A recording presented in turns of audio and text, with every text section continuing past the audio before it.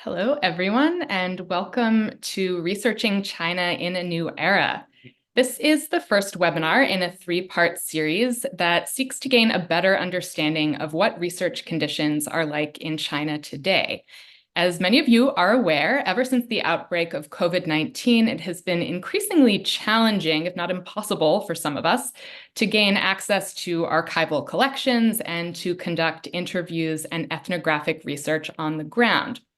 However, things are beginning to change, and as more and more of our colleagues are returning to China to engage in research and academic collaboration, we now have a better sense of what the research landscape looks like. This webinar is sponsored by the Long U.S.-China Institute at UC Irvine and the Council on East Asian Studies at Yale University. The webinar today will focus on the topic of archival research and access.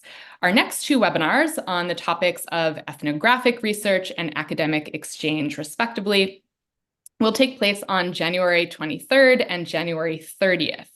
You can use the same Zoom link for all three webinars. And if you can't attend the other sessions, they will be recorded, and we'll send a link to the uploaded videos to all registered participants in the days following that particular webinar.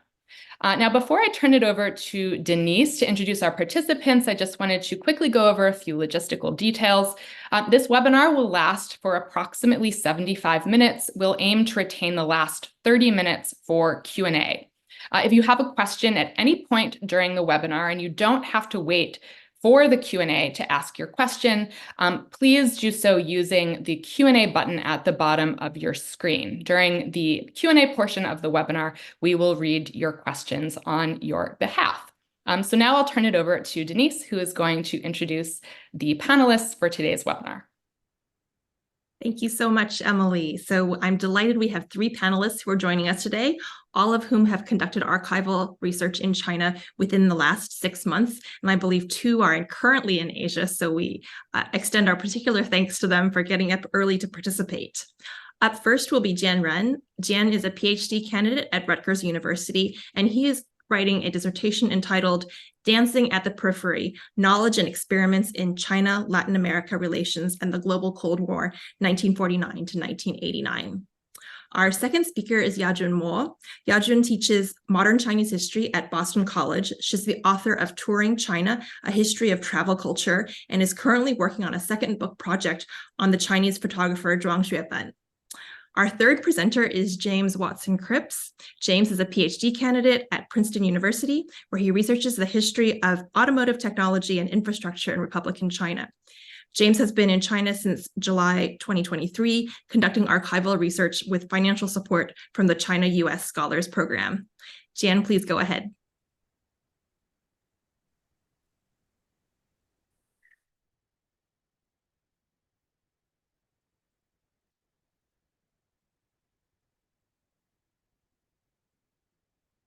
Thank you so much, Professor Baum and Professor Ho. All right. I titled my presentation Conducting Archival Research, PRC and the World, because I only studied post-1949 period and foreign relations, and my experience might be time and theme specific. So I'm a PhD candidate at Rutgers University in New Jersey, writing a dissertation on China-Latin America relations between 1950s and 80s, examining the exchanges of ideas, goods, and people. My project has three themes: the everyday experience of Chinese officials in Latin America and those of Latin American diplomats and business leaders in China, the social and political impacts of Chinese products in Latin America and vice versa, and also the role of the Chinese diaspora in mediating relations between Beijing and Latin American governments and societies. So as most of you probably know, the Chinese Ministry of Foreign Affairs archive is more or less a closed archive. My dissertation worked out in terms of its China-based research because it's not a conventional state-to-state diplomatic history, and provincial and municipal archives in China offered a wide range of documents regarding issues like trade promotion, cultural exchanges, and migration. So I visited Beijing, Shanghai, Guangdong, and Tianjin municipal or provincial archives in 2021 and 2023, and also the Ministry of Foreign Affairs archive. My research strategies were almost entirely based on the advice from my Chinese colleagues. Well, first of all, I'm a PRC national, and actually in China, I market myself as 100% Latin Americanist, and in the Americas, I market myself as a China specialist because that created the most productive conversation in terms of research and accessing the archives. No matter what people were researching, they knew their local archives much better than I did. And this kind of, right, and they were always interested in what's happening on the other side of the world. So this kind of mutual interest has been incredible for Global South projects due to China's expansion in the Global South and the relatively weak foundation of China's area studies program. So I would say that the welcoming atmosphere from the academic community in China to a project like mine was consistent. I was told not to obtain institutional affiliation or letter of introduction for archival research for a project like mine because they wouldn't make a difference in accessing PRC era documents. A Chinese professor inside the system will probably see the same documents as I did without a letter, without institutional affiliation, unless the professor was conducting a formal state-financed research project, which is not that common for professors in China researching a topic like mine. Well, the Ministry of Foreign Affairs archive was the only location requiring a letter, but they accepted letters from foreign universities' China office.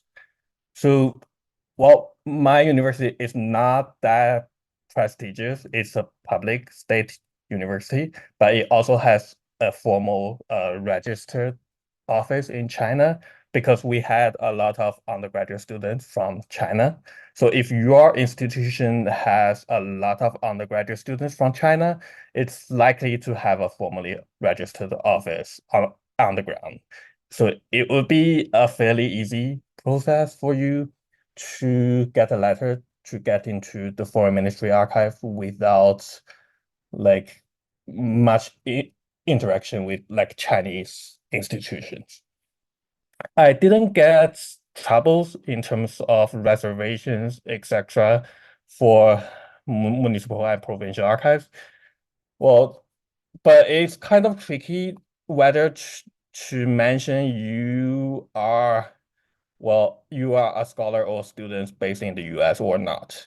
So in most cases, I decided not to mention that, and it went smoothly for most of my time in municipal and provincial archives.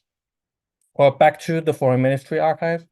After the pandemic, the Foreign Ministry archives only offered the protocol department file from 1949 to 1965, which means you probably see documents like what kind of social events Chinese ambassadors will attend, or what kind of vehicles Chinese government would buy for diplomats.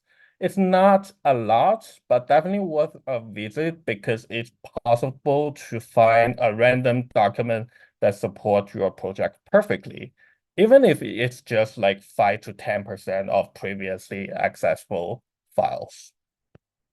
Well, research at provincial and municipal archives was extremely fruitful for my project because I went to archives outside of China first.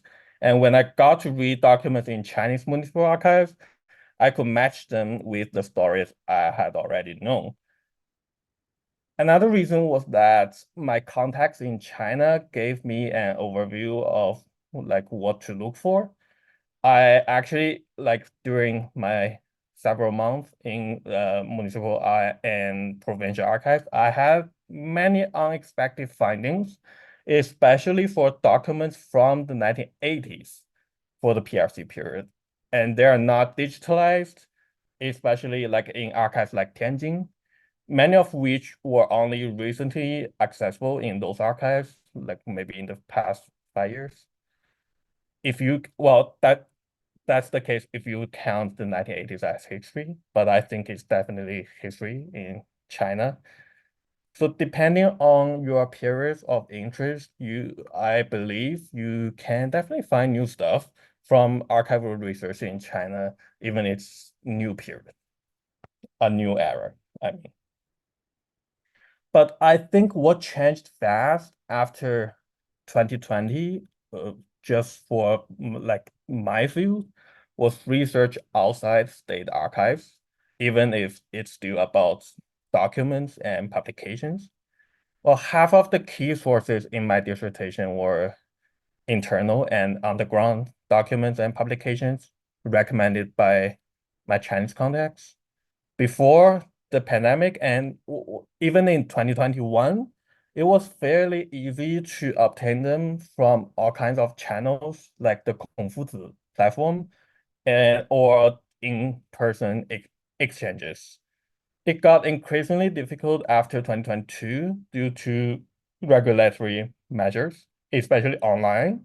It feels like completely different sets of research, set of like search results on Confuzi and other platforms. The most significant barrier to my project due to the new era was my contacts outside academia.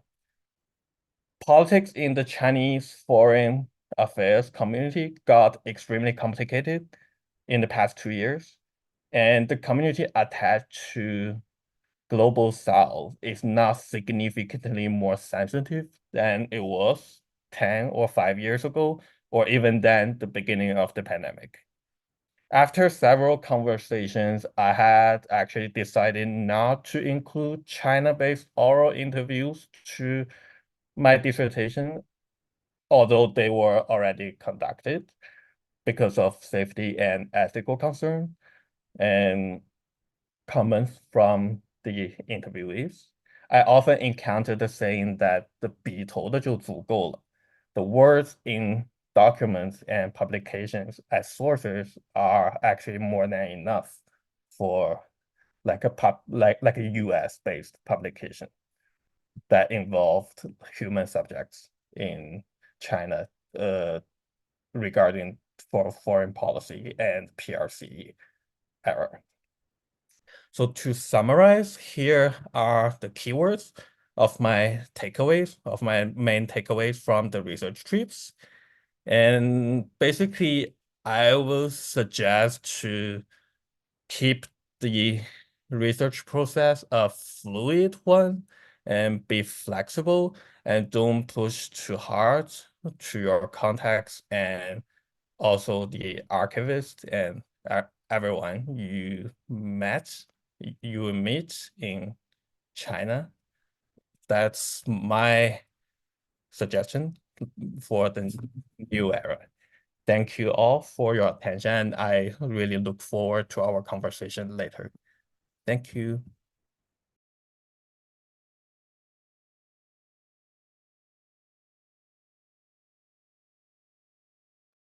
Thank you so much. Our next speaker is Yajun Mo.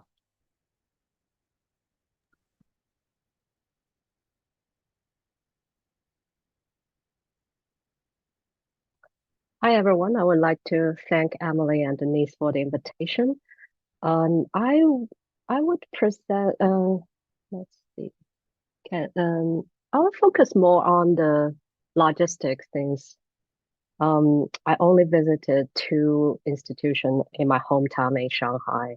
And I think for me, the logistics actually is something I was a little bit thrown off when I was going to these institutions in summer.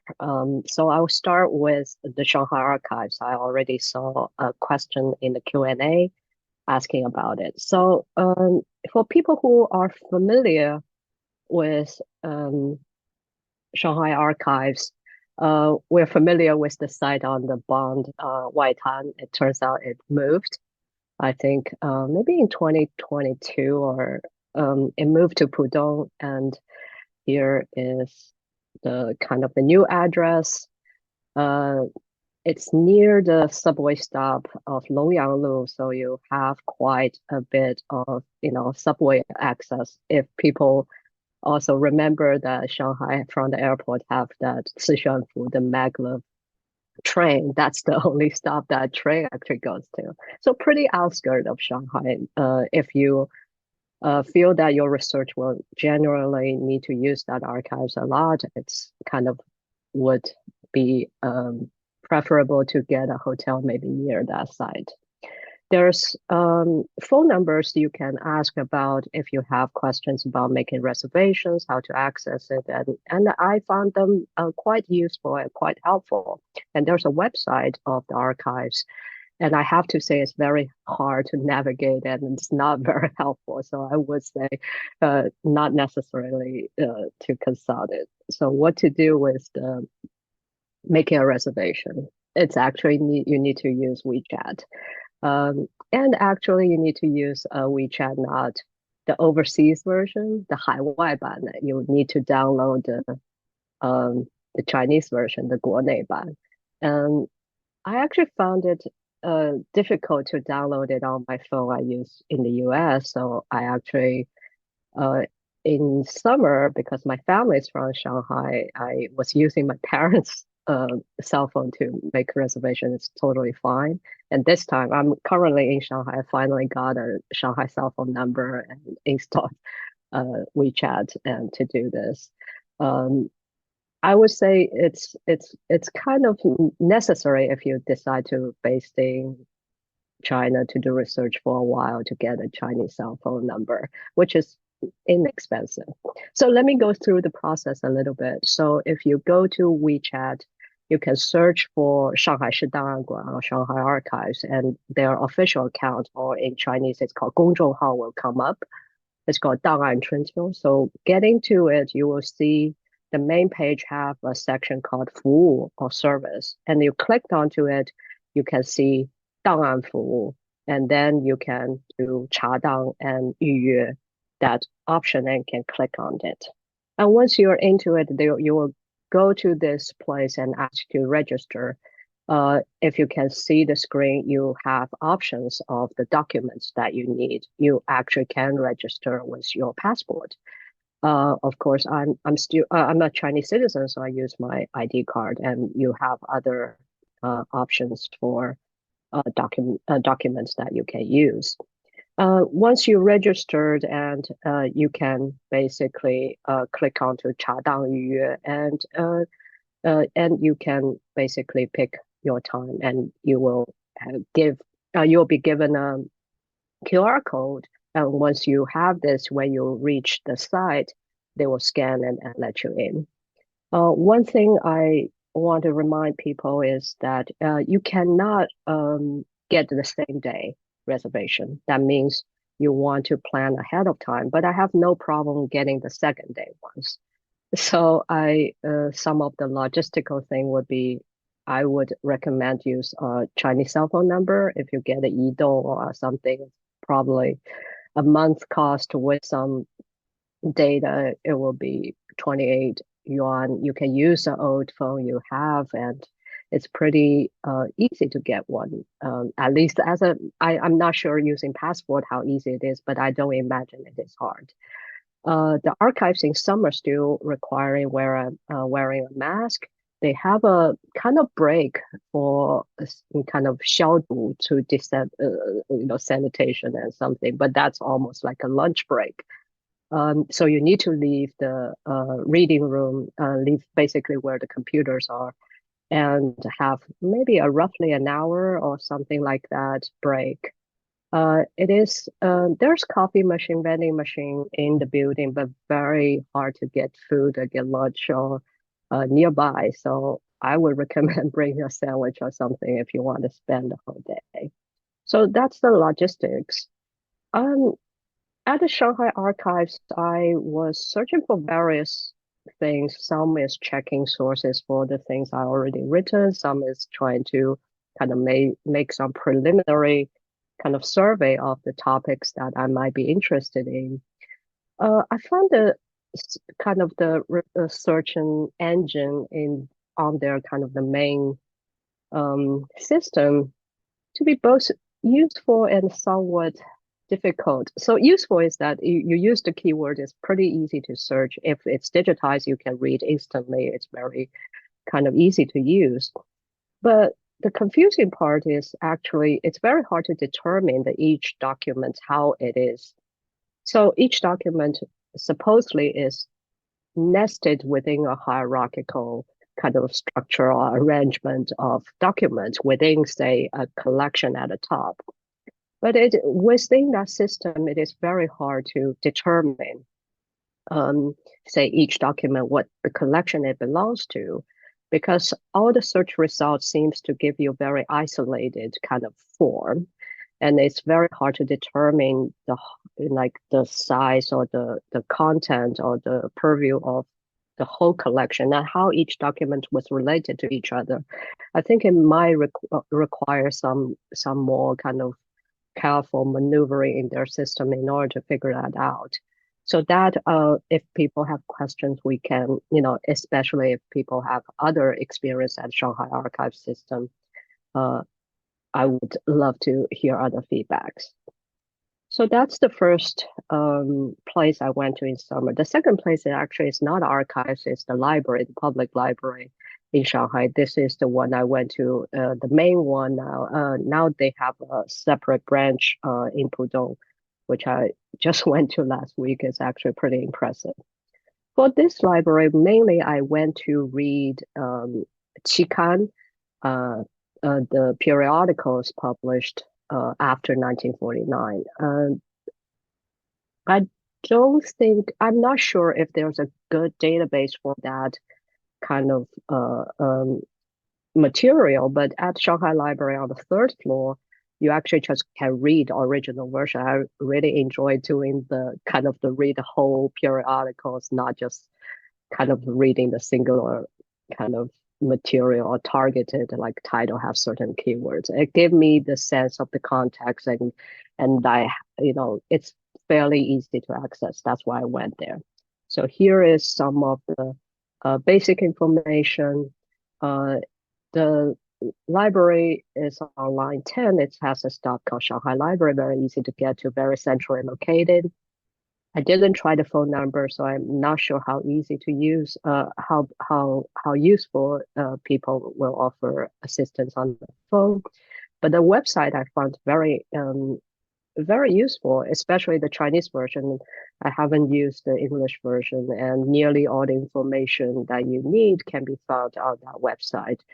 And based on my kind of basic reading, for example, who can use what kind of service, I can see that people holding passport can also apply for a reading card. And reading card is when I went, I used my ID card. It's just instant. You can get a reading card, and you can just go to the third floor, and there's no other payment involved. So I found it pretty easy to use, even though I know not everyone need to. And Post 49 periodicals probably also available in various institutions. But if you happen to should be based in Shanghai for a while, it's also a good place to go.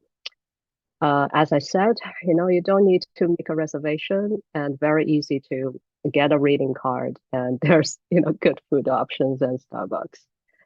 The third one, briefly, I have to say I haven't been to yet because I only got a reservation to go for next week. So I'm, if I have some report back, I have some kind of things to report back after I visit next week. So the second historical archives are down in Nanjing. Last time I visited, maybe it's when I was early on in my PhD program, so almost 20 years ago. Again, these are the basic information. So you can make a reservation for a spot to go on through their website. You don't need to use WeChat. Here is kind of the main website you use. Click on 档案利用, then there's a place click to make reservation. The difficult part is they release the spots for 2 weeks ahead of time, and each spot will be booked instantly. I actually tried in summer for a long time and couldn't get a spot, so I called them to ask if there's any way to kind of get around this online system. It turns out no. They say it's just very, very limited spots, like very limited computers that available at the reading room. That's why the spots, once it come out, it instantly booked. And they also told me because I was during the summer break, everyone was trying to get in. So this time I came home during the winter break. It turns out still very difficult to book a spot. So what I did is basically start an alarm clock at 7. So they said they release new spots at 8 a.m. every day for the 2 weeks ahead of time. So I started to kind of get an alarm clock at 7:30, get up on the dot at 8 a.m. to try to get in. Based on their website, it seems that people holding the passport can also use their collection. But there's a line says that you need an introduction letter from a Chinese institution, affiliation letter of some sort. I actually managed to get one from Fudan University. I haven't been there yet, so I couldn't report back how easy to use or what other kind of logistical things. But I'll be happy to correspond with people who want to visit after next week to exchange some information. So I'll stop here. If people have questions, we can chat later.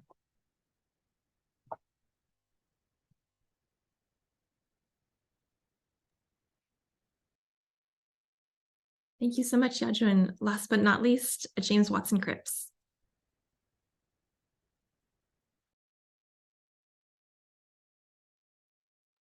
I believe you're muted. Always happens. I always tell myself I'm going to unmute myself. It always happens. But yes, so let me quickly share my screen here. Greetings, everyone, from the northern suburbs of Chongqing. As Denise just mentioned, my name is James Watson-Crips. I'm a PhD candidate at Princeton University, and I'm actually currently in China, finishing up roughly 6 months of archival research here. I am an American or US citizen with a US passport, so my experience is going to be able, I guess, to speak to the questions foreigners, as it were, as a general group, have regarding archival access here in China. So without further ado, then, again, about me and why I'm here. Like many individuals in academia, or at least doing their PhD, I was supposed to be here a few years ago. That obviously didn't happen. I had applied for funding, had it all lined up, and then, of course, everything went awry. So I was my funding provider, the China US Scholars Program. They were gracious enough to allow me to defer for actually 2 years. So I'm able to use that money, but it was key because they required a Chinese affiliate here. And that has, I think, been in many ways the magic key, so to speak, getting in the door, which I can speak to my experiences more specifically in a few minutes. But I do have a Chinese affiliate here, the University of the Chinese Academy of Sciences, or UCAS, in Beijing. And then, of course, I have my Princeton affiliation. But going into the archive, it was always with my letter of introduction from my Chinese affiliate. And then, of course, calling ahead of time. I didn't even mention Princeton. I just basically gave them a ring and asked them, hey, so I'm a foreign researcher looking to do research on the Republican period. Again, I work on automotive infrastructure and technology, hence the background picture here.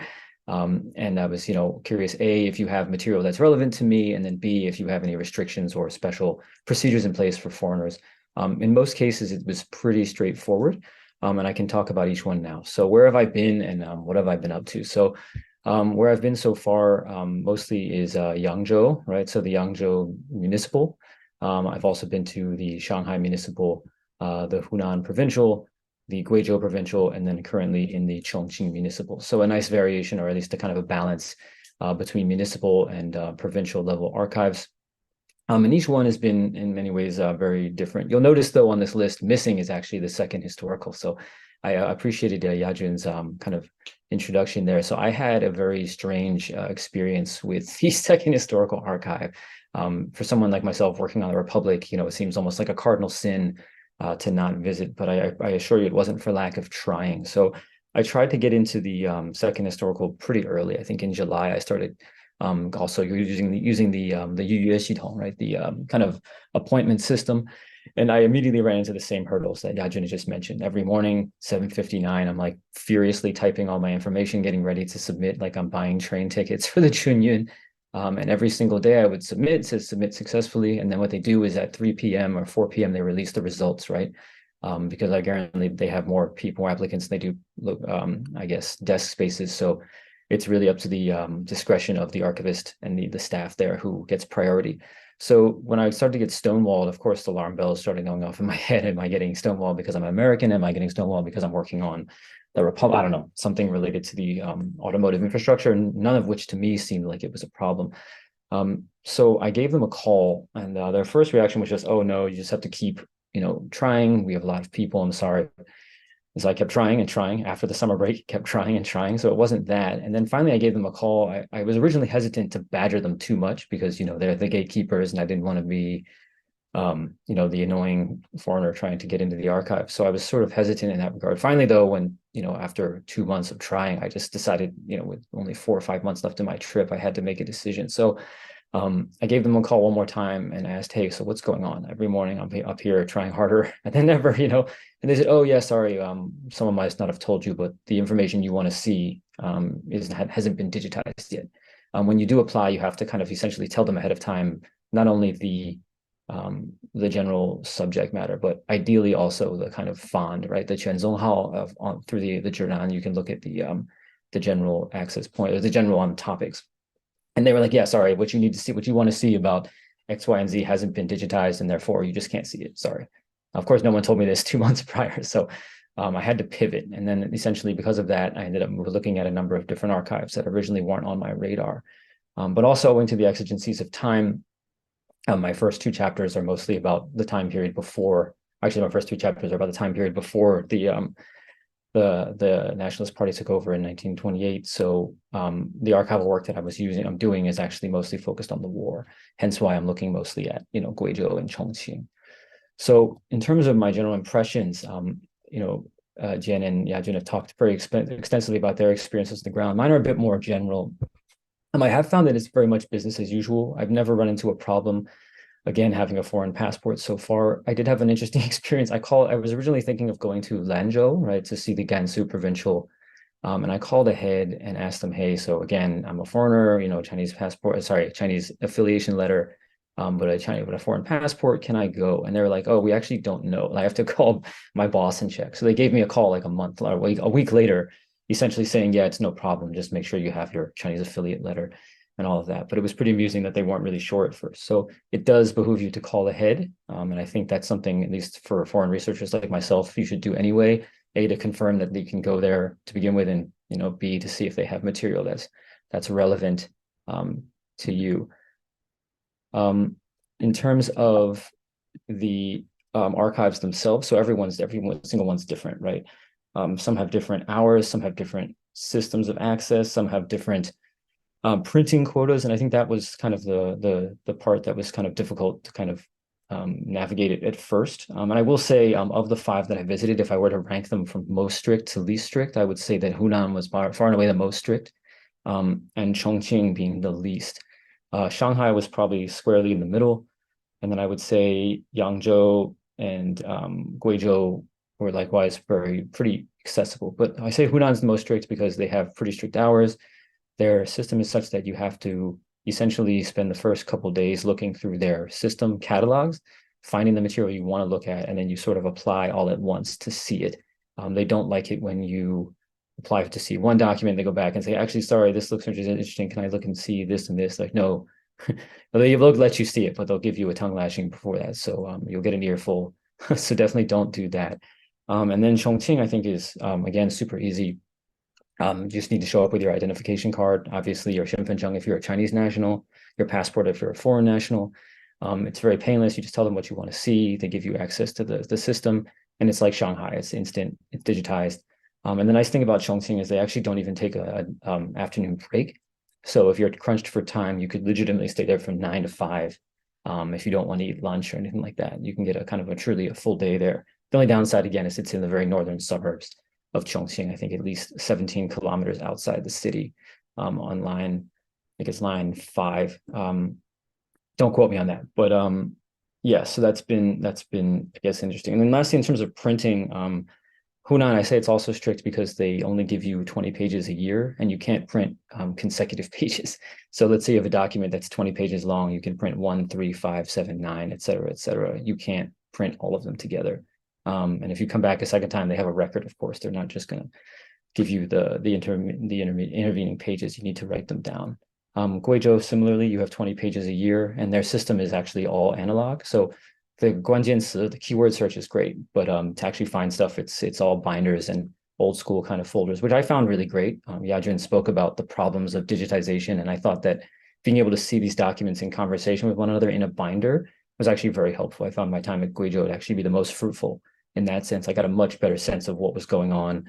And even though, of course, the archive is not a neutral site, things are mediated, but to be able to see all these things kind of one after another in a binder actually allowed me a lot more understanding, I think, of the nuances of the time. And lastly, I think the most important impression is that we are back to the Republic. Everyone, I really mean everyone I talked to at any archive I went to was working on the Republic almost without fail. I don't think I met a single person working on the PRC. Again, it could be different for other people, but in my experiences, that was definitely the case. In Chongqing, they don't let you see PRC documents in the system. You have to apply for a special permission, and that's a different channel I haven't really asked about. In Guizhou, they have documents from the PRC, but you need to apply ahead of time. I think it takes 20 days for approval. So if you plan on going to Guizhou, you need to kind of show up, apply for what you want to see, then maybe go to Chongqing or maybe go to Yunnan, do what you have to do, and then go back once you get approval. But it's not an instantaneous thing. Shanghai, there are documents from the PRC available in their system, but you can only see what they let you. And same in Yangzhou. And whenever I applied to see something from the early 50s in Yangzhou, they took some extra time to go through the document and make sure they wanted to let me see it. So these are all things to keep in mind. If you're doing the Republic, not really an issue, but if you're doing the PRC, it's definitely something you should remember. So final thoughts and advice. A lot of what I'm about to say here really does overlap with what Jen said, but I've mentioned a few times, always call ahead. That's pretty self-explanatory. Again, especially as a foreigner, try to stay flexible. Again, my experiences with the Second Historical Archive necessitated a pivot that I didn't expect, but it ended up being relatively fruitful, right? I probably wouldn't have gone to Guizhou, and that ended up being one of the more useful archives for me. Likewise, I think remember to be respectful. Every archive has different rules about phone access or using your computer. And I think it's just important to respect those, because especially as a foreigner, I think if you make a scene or do something against the rules, you reflect poorly on other people as well. And lastly, communication is key. I found that talking to people very specifically about what I'm working on and just being very honest and transparent about not only my intentions, but my situation. I did find in a few instances people were willing to not so much bend the rules, but willing to accommodate my requests a bit more. Let's say I only had 10 pages left on my quota, but there's 2 pages left in the document. Can I please have those 2? People were pretty willing to do that if you're honest and respectful and transparent about what you're trying to do. So with that in mind, I'm happy to answer more questions about specific archives and my experiences at those 5, if anyone's interested in going. But otherwise, I look forward to more general questions in the Q&A. So thank you very much.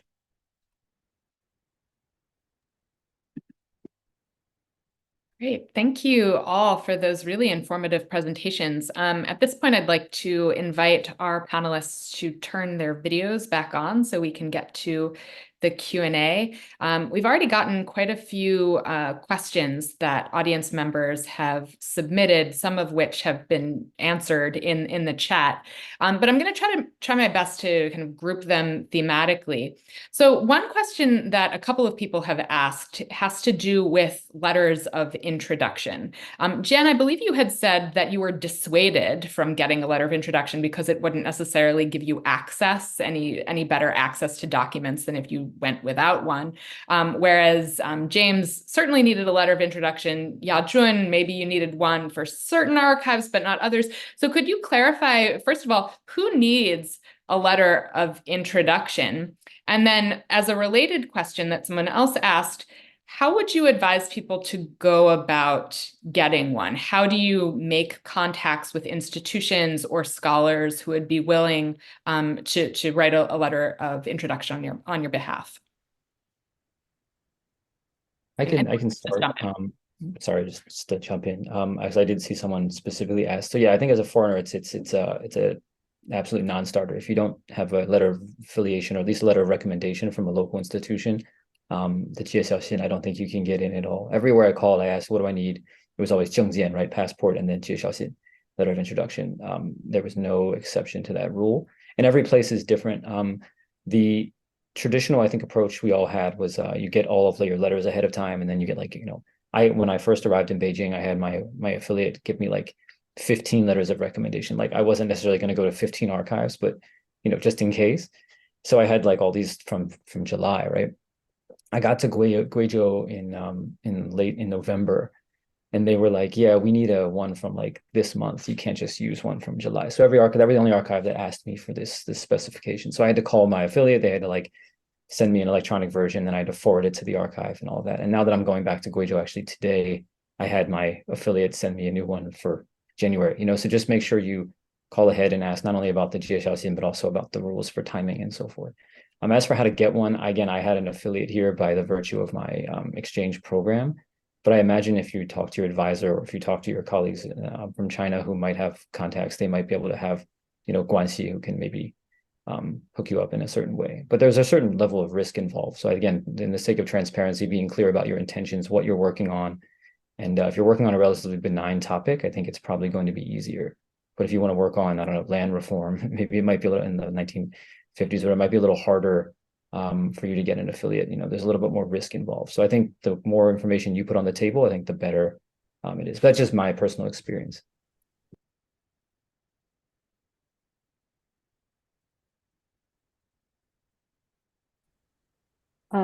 I have a letter from Fudan. I went to Fudan, as an undergrad, and a few years before I did a visiting scholarship at I forgot 中华文明研究中心 or something there.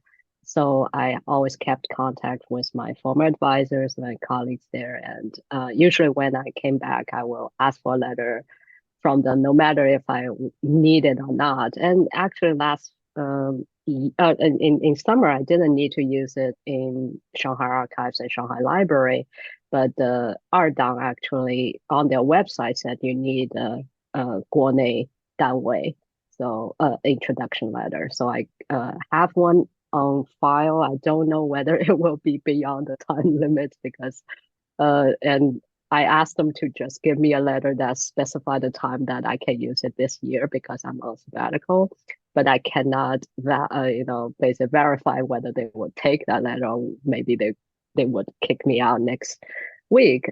One thing I found what James said before I forgot is I actually didn't put anything what I'm researching on their reservation side, but I did put my Danwei as Fudan. I didn't put my US Danwei on the. I wonder if that makes the difference. But people might kick me out after they discover I only have an introduction letter from Fudan. So we'll find out next week and see how kind of strict and how likely they would, or whether they will be JG and BG and for the Chinese citizens. I don't know. So we'll find out next week.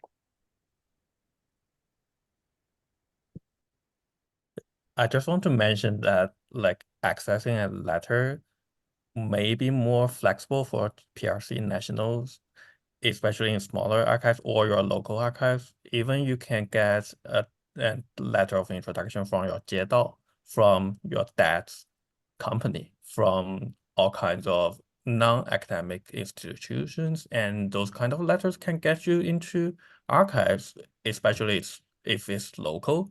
And that was my experience in like smaller, maybe county level archives in Guangdong because I'm from Guangdong. And I also want to mention that if you are using Chinese social media a lot, there are WeChat groups talking about like letter requirements and entry requirements for Chinese archives updated monthly because things are changing constantly. And if you do not use Chinese social media, there are a lot of discussions on X, on Twitter, from foreign researchers currently doing research in China, updated the current restrictions and requirements.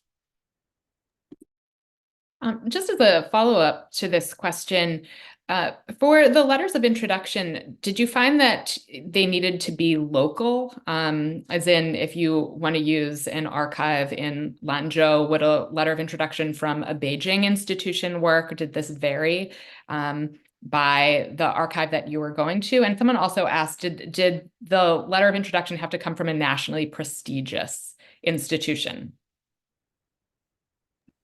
So again, I can only speak to my experience. I had no one questioned having like a, because again, it's not the China Academy of Sciences affiliated university, right? UCAS. No one, maybe that's a brand name, but no one seemed to question it. There was no pushback whatsoever. I mean, a lot of the individuals I met at the archive in each location were local students from, let's say, from like Guida or like, you know, from nearby in Huda, like in Hunan, for instance. They weren't, so for them, it wasn't a problem. I imagine as long as it's not like kind of like Yeti, right? As long as it's not like really random, I think you're probably fine. I think the heavy hitters that we're used to being affiliated with are all going to be fine. And then in terms of local affiliates, I don't think you have absolutely have no problem whatsoever. If you have like, let's say you're going to Changsha and you have a Hunan Daxue, that would probably be even better. But I don't think there's any kind of bias towards one or the other personally.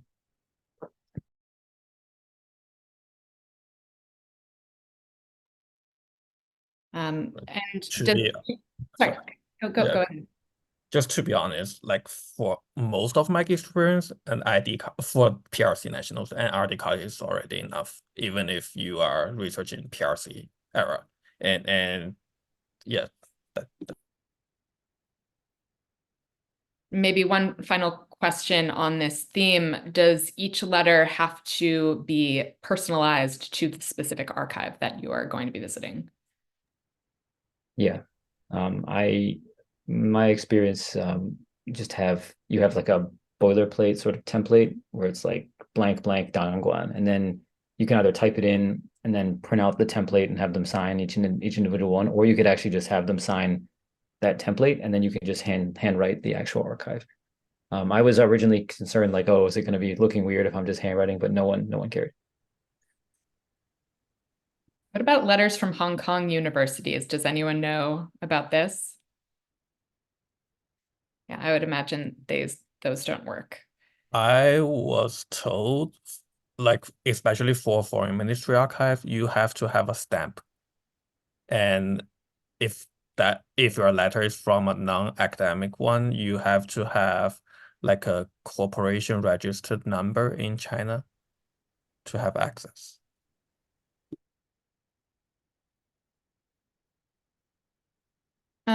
There was a question, this will be, I imagine, for James, about what kind of visa you have traveled to China on. I was actually just about to type that in the chat. Yeah, so again, I'm here on I guess a research grant, but because I'm still a PhD student, I don't have foreign scholar status. So I came on an X visa. And then because I was here for in excess of 6 months, then immediately had to get that changed to I guess a residence permit, like a 居留许可. The difference was because I lived and worked in China for years, so this was not a problem. But the system sort of changed a bit since the last time I had worked here. You need to get like a TGN, right? Like a health exam, a health checkup, and that has to be done online as well, and also within a number of days from your port of entry. So it will behoove you, if you're doing this, to kind of talk to your affiliate and make sure that you have all your ducks in a row in that sense. And you show up and you go to the whatever I guess it's like part of the Internet Customs Bureau, but you go there and you get your TGN done, and you get everything done. Then you can get your letter that you get from the affiliate that you then take to the PSB, and then you can get your 居留许可, which in turn then takes another, I think, 5 to 7 business days. So when you first get here, you're going to have to kind of bake that into your schedule, right? You're not just going to be able to show up and the next day just run to the archive. You're going to have to get your proper visa, and you're going to have to get your proper documentation set up. Then you can go.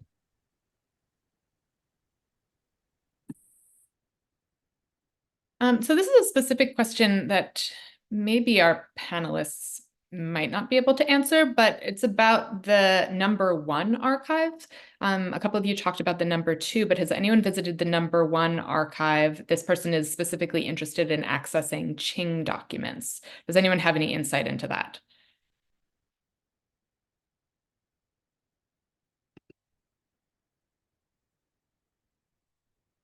Unfortunately not. I'm sorry to our our audience member, but maybe we can put together another webinar on an extended topic like that.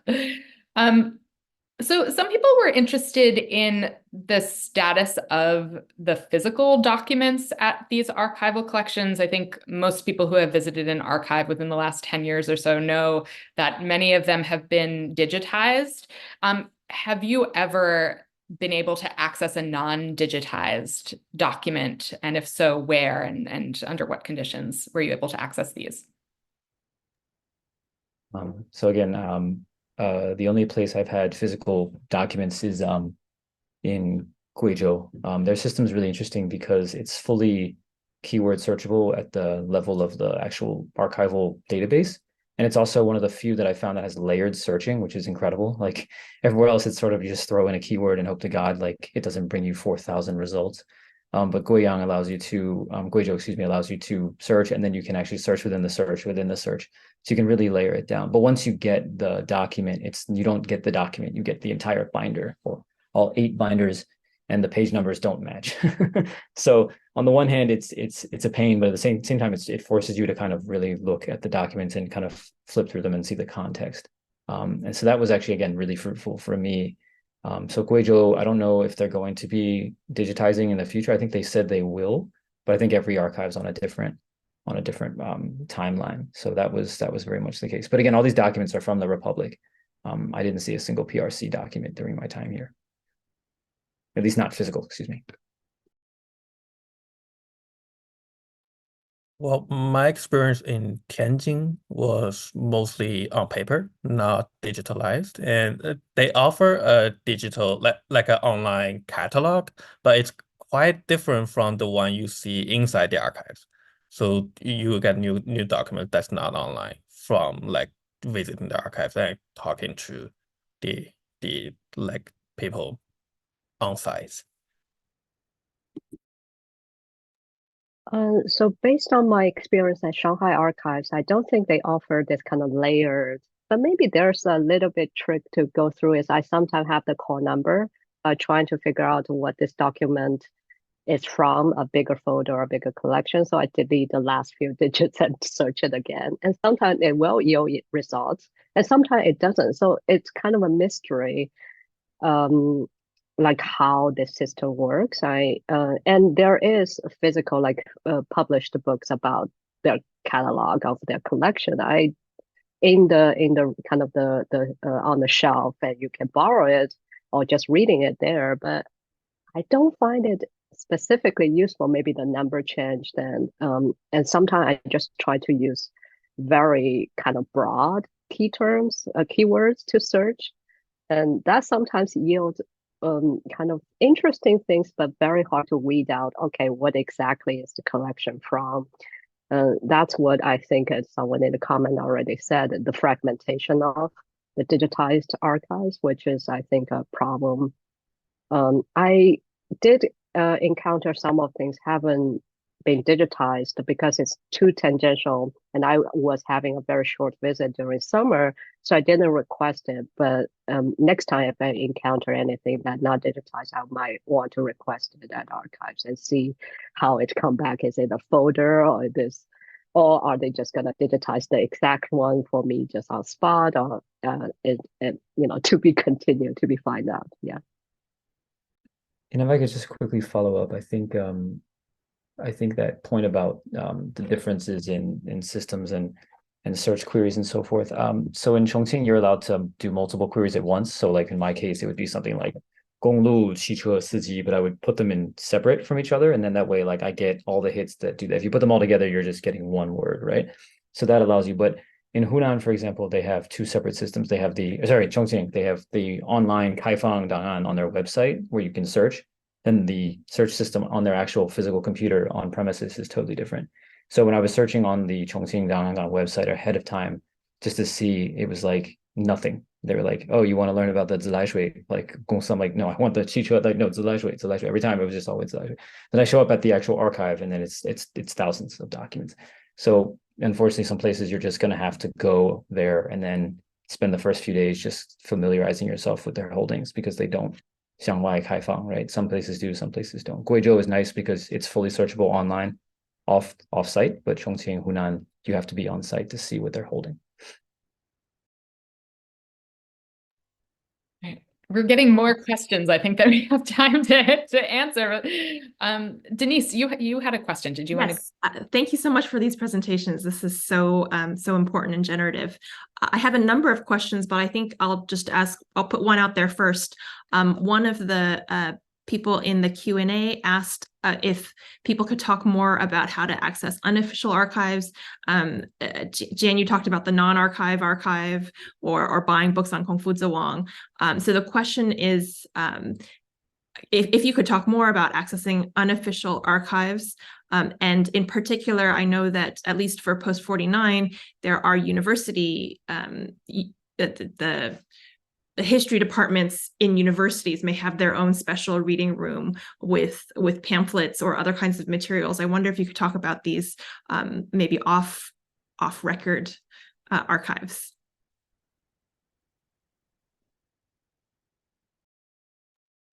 Well, my experience was that it's mostly dependent on your contacts, and it depending on your personal relation with the contacts in China, and whether to get access to like the internal documents or not.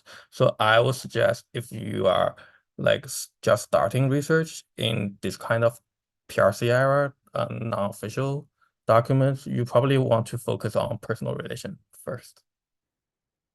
And well, I believe like it's really topic sensitive and topic specific. So because my experience in foreign relations is that you get fewer and fewer like documents from like kind of public platform in China, but in other areas I know people who can still get a lot of documents on Confucius and other kind of exchange sites.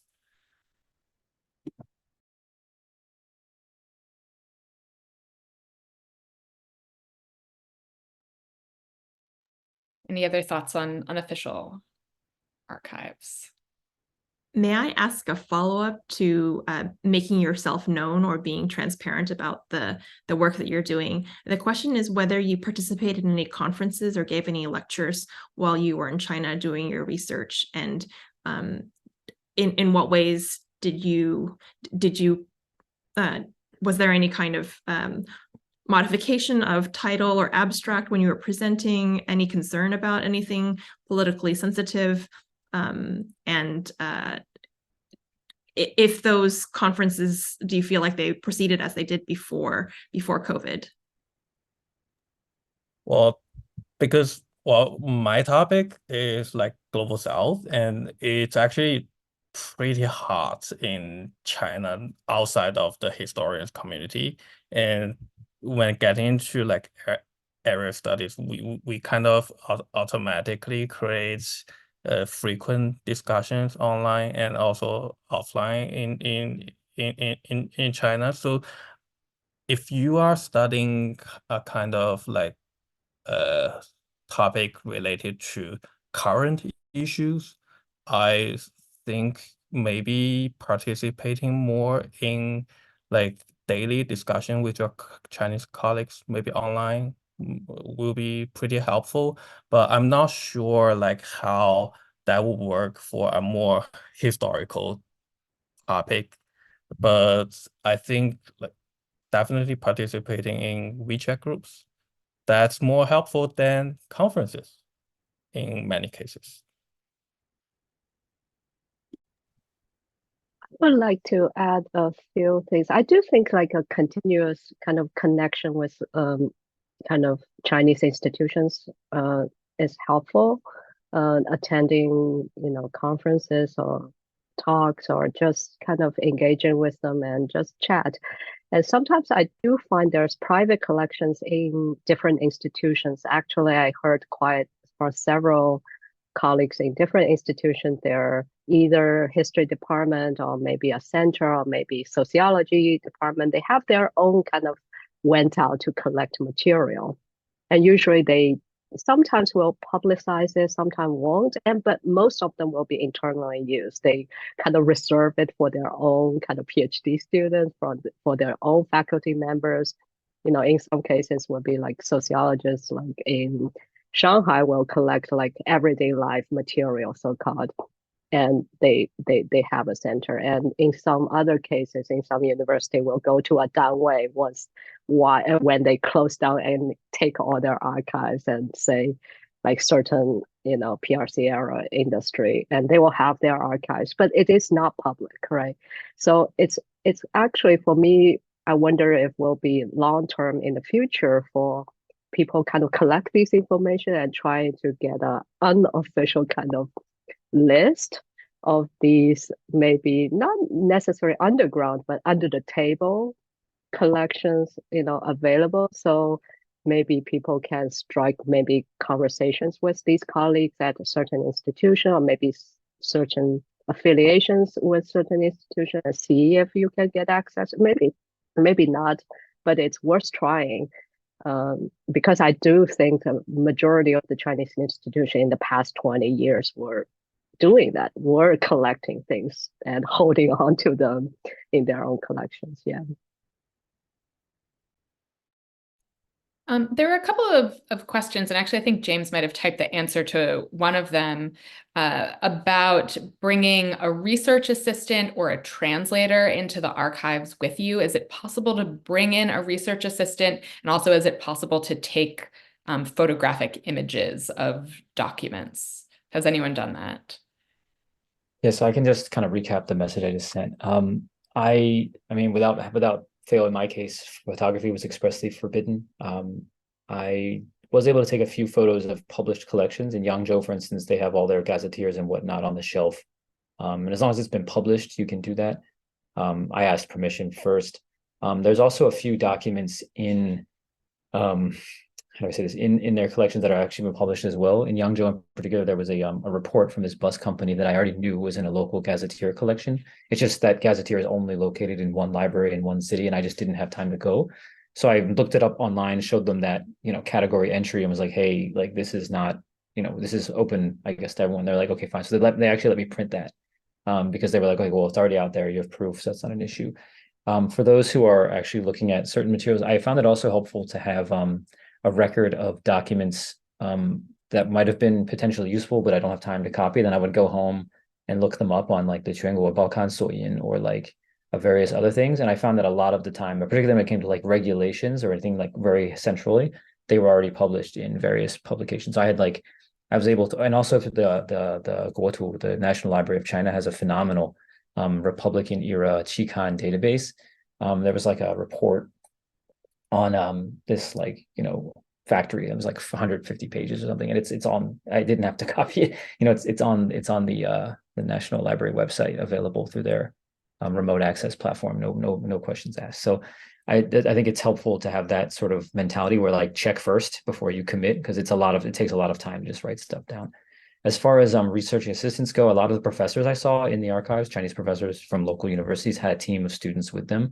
So I don't see any reason why that would be like a kind of a one-sided policy. I imagine you could bring, but I don't know how it would work if you have someone in absentia doing it for you. You might just want them to act like they're doing the work you would otherwise be doing, and then you would have to arrange, but I don't know how that works with PRC laws, so it's not an endorsement. But I do imagine that's a gray area. So perhaps Jian or Yajun can speak more to that, but I only saw people with their team in person, so.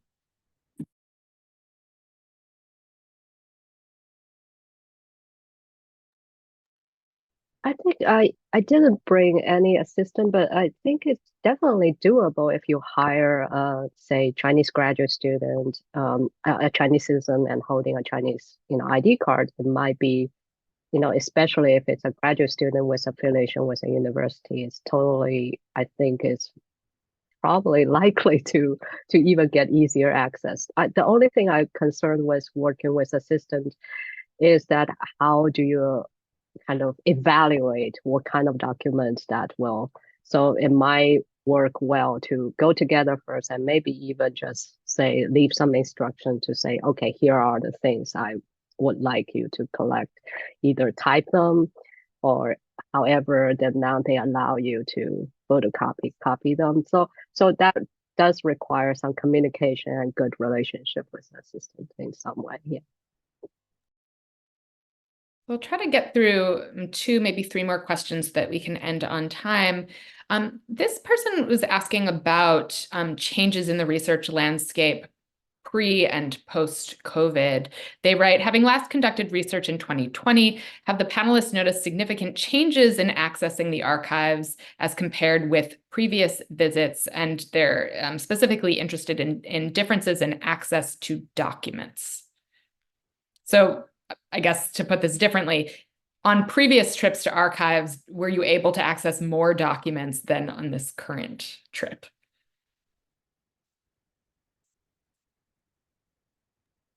I can quickly say the previous, before last summer, I actually was in Sichuan in the Sichuan Provincial Archives, which I found it was a 2017, actually a long time ago, but actually found it already very difficult to get any documents. Of course, I'm searching for Xikang, which is the kind of the provincial, the province no longer existed, and nearly kind of all the documents will come back to say it is digitized right now. So it's almost like impossible to get any of them. So I eventually give up. And I likely want to go back to Sichuan Provincial Library later on this year to see if it's still the case. But I wonder if other people have more recent experience with that. But with Shanghai Archives, the only thing I found is I cannot determine whether there's certain censorship already being done because I'm not searching the same topic. Maybe it's a good experiment to say, okay, my first book is about 中国旅行社, maybe I can go back to search that again and see what kind of documents still available, or maybe try a little bit other kind of keywords to see. But I do find the new digitized version of fragmentation is something I do wonder if there's more limitation being put on that we're just not aware of.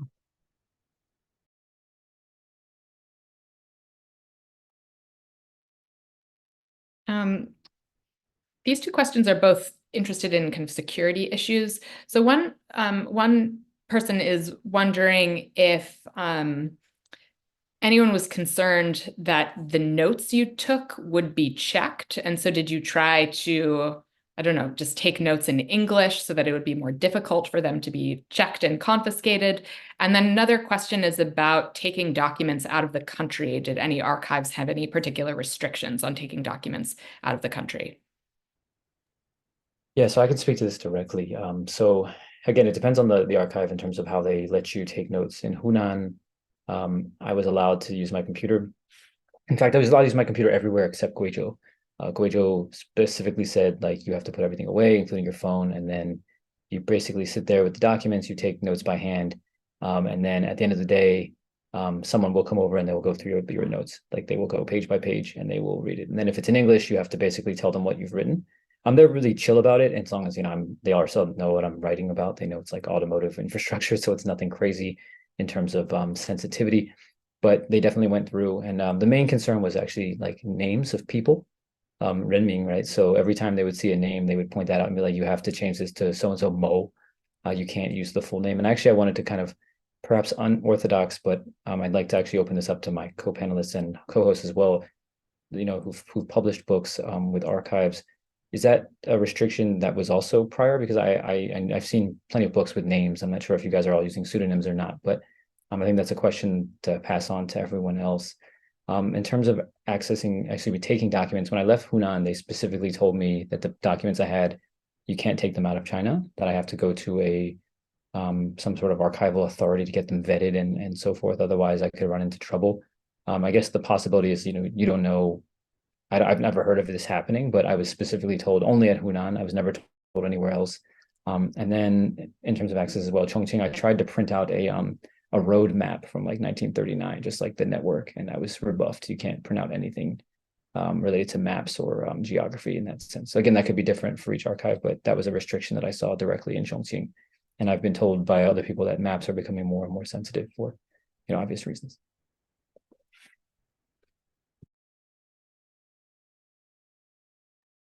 At Shanghai Archives, they didn't check anything, so I just took notes and left. So I don't know whether it's just because they didn't register I'm a foreigner or something, but I don't seem to notice anyone checking notes because it's just self-serve, you go in and out. And I think the difference comes from the system, right? So in Chongqing or Shanghai, et cetera, it's all digitized. So theoretically, it's all been vetted. So anything that you can see is something that you're allowed to see. Whereas I think in Guiyang, even though the documents are all online, I think there's still the potential that something slipped through the cracks because it's all physical, right? So just to kind of cover their bases, and for obvious reasons, I think it makes sense. Also in terms of printing, sorry, I didn't say this, in Shanghai, you're allowed to print a fair amount of documents, but there's a lag. I think it's 2 weeks. So if I'm not mistaken, maybe it's different for PRC nationals, but in my case, it was like you print a document, then they'll call you when they've gone through the material and you can come back and get it. So also keep that in mind. Someone can go get it for you and mail it to you. That's not a problem, but you can't just get the document the same day. That's not allowed, at least not for me. All right, so this will be the last question before we wrap up. A couple of you had made comments about calling the archive ahead of time. Do you have any tips on what you should say when you call the archive, or anything that you should avoid saying?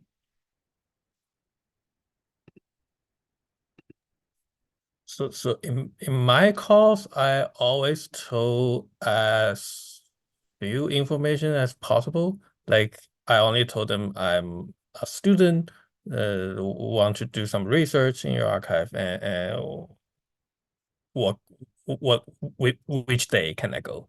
Just a minimal information.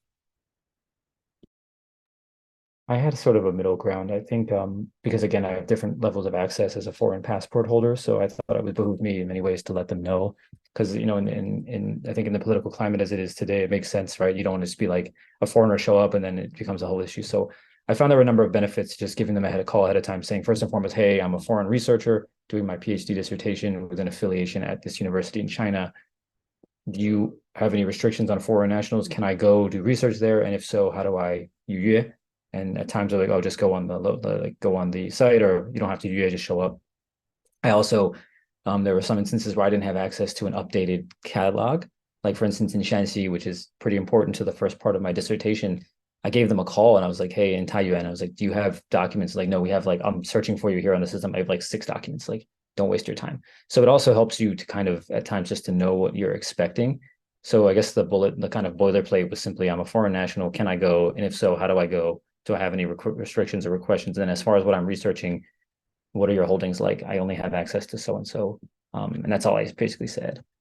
So I kind of had to give more information just by virtue of my status, but I found that it was never a problem. I was never rebuffed and no one seemed confused or paranoid about it. It was just very much just like, okay, we can help you or we can't. And that was basically it.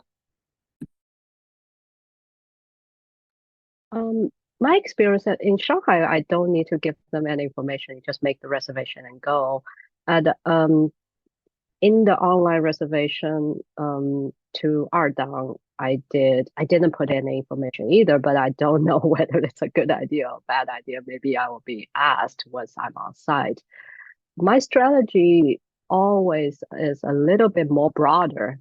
If I were asked what I'm doing research, I always put the topic a little bit broader, not too specific, and make it more, for example, George Urban has, his work has been published, widely in China. So I don't think you mention, say, a photographer's name, or in general, in fact, his collection is not in any archive. So I'm mostly going to archives for the contextual information to check out historical kind of the connections of other things. So once I mention kind of that general context to say, oh, people doing photography, the photo studios, or the camera or something, it is generally okay. So it's keep in mind to think about more kind of unsexy kind of keywords that you want to tell them to think about more like that's a pretty mundane thing to do research on. But in general, I haven't running any issues except for they just telling you the documents you're looking for is digitized at the time or not available, not digitized, and so you cannot, or you requested maybe not coming back, which happened in 2017 all the time when I was in China. I just want to add a short comment to the conversation that I know a lot of like Chinese nationals, but US based, and as graduate students, I just want to mention that a popular saying on Chinese internet may be applied to your research in China. That's 他不问你不说，他问了你惊讶。You don't talk about your status if nobody asks you, and if they ask you, you pretend to be shocked. Thank you so much. Well, on that note, I see we're at time, and I wanted to thank everyone for attending, and especially to our three presenters, Jian, Yajun, and James. Our next webinar, as a reminder to everyone, is on ethnographic research. It will be in 1 week on January 23rd at 5 p.m. Eastern, and you can use the same Zoom link to attend. We hope to see you there. Thank you so much.